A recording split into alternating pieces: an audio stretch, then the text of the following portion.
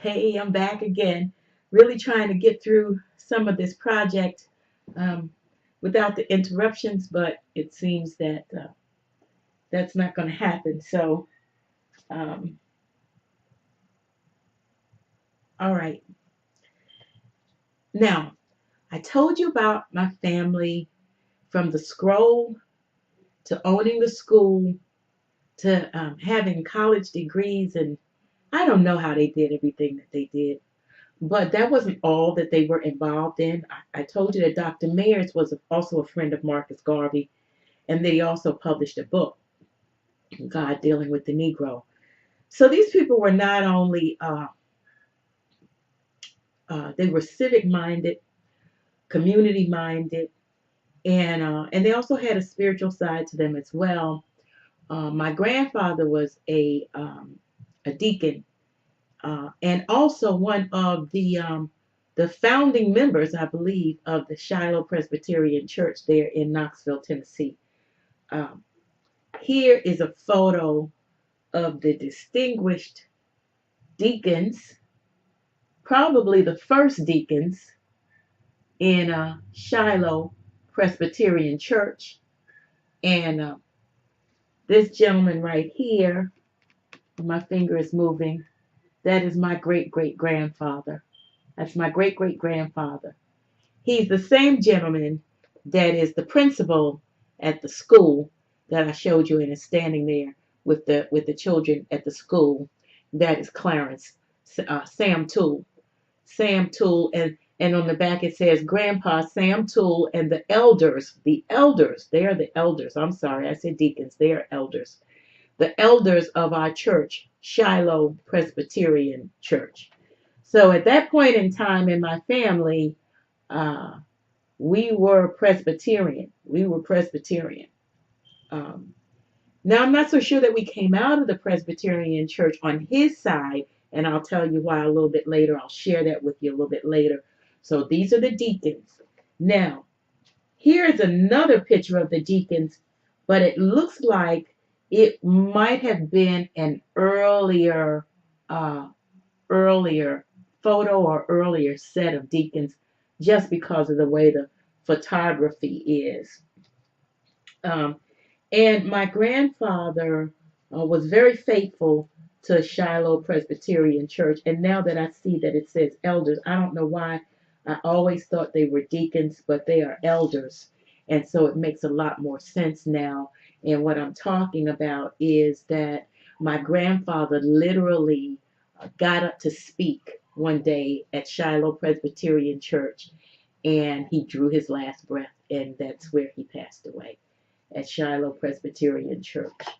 Um, I showed you some pictures of um, my grandfather and his brother when they were young, and I talked about their attire. Well, here he is again in an older picture of himself, and that's his sister. That's my Aunt Alma. So that's my grandfather and my grand aunt, Aunt Alma. Um, and you see how they are dressed as well. Right. Moving right along. Trying to do this without getting disturbed, which may be a challenge. Now, my family, because they were educators, they were civic minded, they were part of uh, Shiloh Presbyterian Church early on. I even believe founding members. Um, they were involved in a lot of different things, as noted with this newspaper article that someone clipped because they were going to see Mary McLeod Bethune speak. And it simply says Mary McLeod Bethune, president of Bethune Cookman College and director of the Division of Negro Affairs of the National Youth Administration, will speak before the East Tennessee Association of Teachers in Colored Schools, which remember we had a colored school, which meets here October 27th through 29th. It doesn't say which year. Mrs. Bethune, recipient of the Spingard Medal and Francis A. Drexel Award for Distinguished Service in her race, will speak at McMillan Chapel Knoxville College, October 28th. Now, why did I say that like that? Remember the scroll. Remember as I was reading the scroll and I was reading off a lot of the names that McMillan comes up in the name. And that is because my great grandmother's mother married a McMillan.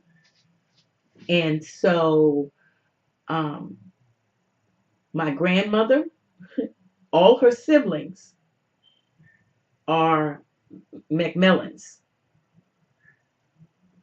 This speaking engagement is being done in the McMillan wing of the college. This is family. My Aunt Alma told me, and all of us, that she had taken a lot of the things, artifacts and things from the school, and had donated them to Knoxville College for the McMillan wing of the college. Unfortunately, I did not, well, I was kind of young then, but unfortunately, I never went to see the McMillan wing of Knoxville College. But that's just some family stuff. I recall, and it is Mary McLeod Bethune. Wow, that's just awesome. I recall that when I did visit my Aunt Alma in Knoxville, that she had a room that had a lot of the artifacts and things from the college. When I show you these photos here, right? These photos were actually huge portraits that hung in the school. I mean, they were huge portraits that hung in the school of all of the, well, I say family members, but also faculty of the school. And she still had those in the house. She had my great grandmother's piano, so many things. That math book I mentioned before, which my great grandmother taught math out of. She also had, when they had the school, they had a pantry and they fed the children. And I mean to tell you that my great grandmother was so detailed in the ordering of provisions that they had, my aunt had the provision book where my great grandmother would order by the pound flour and all the different beans and all the different things and meat. I'm reading that book. I was just dumbfounded because I never really thought about it in those terms, and the amount uh, of food and looking at the cost next to the amount, it was unreal that you could get that many pounds of food for that amount of money. But it's all relative. It was because that was the currency of the day was not equal to the currency of our day. And so, okay, so let me move on. Let's see. This is another picture and this is just kind of falling apart. You can't really see it. My Aunt Alma, that is my grandfather's sister. Sweet lady. Yeah. Um, she, every year, without fail, she would call on Christmas and in that very thick Tennessee accent say, your aunt loves you. And she would send us, I think each of us, a the cake, the Christmas cake that has all of the fruit cakes. And I never really liked fruit cake, but every year I know without fail I was going to get a fruit cake from Aunt Alma. And the other thing that she would send us was, oh, what is it called? It's for colds. Watkins. Watkins ointment for colds. Oh my goodness. If you know Vicks Vapor Rub, believe me, it has nothing on Watkins ointment for moving cold right out of your chest and right out of your life. Um, and those are some of the things I remember about Aunt Alma. Aunt, Aunt Alma also, see, I say Aunt Alma, also married the same man twice. She married the same man twice. Uh, and then he passed away, and then she married another guy, but she never had any children. Never had any children. Okay, I'm gonna stop, get a drink of water, refresh myself, and then I'll be back.